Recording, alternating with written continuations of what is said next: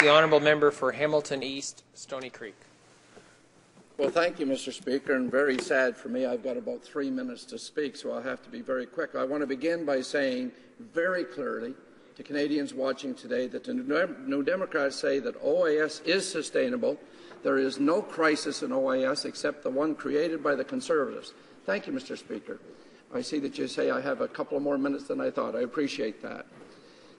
We all have heard repeatedly in this place of the report from the Parliamentary Budget Officer, who confirms what economists and pension experts have said, again, that OAS is easily sustainable. In fact, that report indicated there was room for growth. So I keep repeating the same mantra, OAS is secure.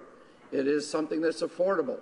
I've gone to 46 town hall meetings across the country since 2009, 6 in the last few weeks, and everybody is very fearful because of how this has been delivered by the Conservatives. But I want to read this, Mr. Speaker. A recent review of Canada's retirement income system by the Organization for Economic Cooperation and Development, the OECD pension team, has said, and I quote, Canada does not face major challenges of financial sustainability with its public pension schemes. Long-term projections show that public retirement income provisions is financially sustainable. That's the OECD. Now, earlier we had people from the government side speaking to the costs. We agree that currently it costs 2.4% of GDP to fund OAS. We also agree it's going to go to 3.16% of GDP. But one of the things that's missing in the government's assumptions that we keep hearing about from them, they talk about the number of people increasing, they talk about the percentage difference, and that's 1% of GDP that we're talking, less than 1%, and we certainly believe we should be investing that in our seniors. But they don't talk about the growth projections for that period of time in GDP. You don't hear that at all, Mr. Speaker. Now, are we not hearing it because the Conservatives don't believe that their policy is going to give us growth in GDP? I doubt very much if you'd ever hear a comment from them on that at all. Now, Mr. Speaker, during the May election, New Democrats were very, very clear on pensions. In fact, our very first platform issue that we raised, and the member from London, Fanshawe, continually speaks about it in this place, was addressing seniors' poverty by increasing the guaranteed income supplement, and I thank her for her work in this file. But the Prime Minister didn't even mention changing OAS during that election campaign. And you would think, Mr. Speaker, if a government or a party that was planning to come in to make such a substantial change, which amounts to offloading of a lot of the costs of this government onto the provinces and municipalities, you'd think if they were going to do that, Mr. Speaker, they would at least tell Canadians.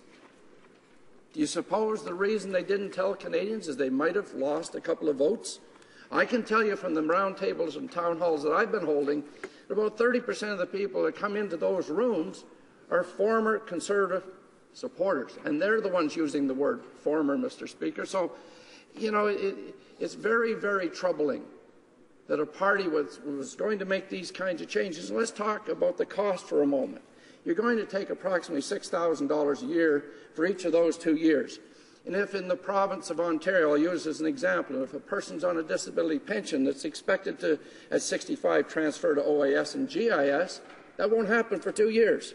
Province of Ontario or the other provinces will have to carry the burden of that cost for 2 years. In Ontario as well, if you're on social assistance, let's say you're 60 years old and you lost your job, your plant closed, you're not employable, so you're on social assistance and you're hoping to get onto OAS and GIS by the age of 65, that's 2 more years that the municipality will have to raise property taxes in order to pay for that. So part of what's happening here, Mr. Speaker, is the offloading of many of the costs for this government.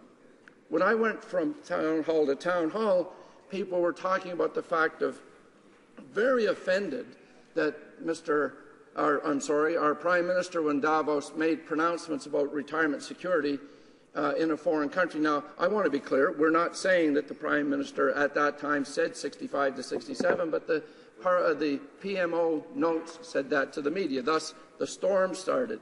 Now, for New Democrats, instead of tearing down our cherished programs, thank you, Mr. Speaker, we have been working hard for 3 years putting together a retirement security program. We propose phasing in the doubling of CPP, and we've spoken about it endlessly in this House for 3 years, so that generations to come will have a more secure foundation from which to retire. We will eliminate poverty again by significantly increasing the GIS. New Democrats will also create a national pension insurance plan funded by the plan holders. The premiums will be paid by them. We also want to change legislation, the BIA and CCAA, so that when companies go under, that the pension funds and the pensioners are part of the group that can access the resources and the remainder of that company to furnish their pensions going forward. So I see I'm out of time, Mr. Speaker. Thank you very much.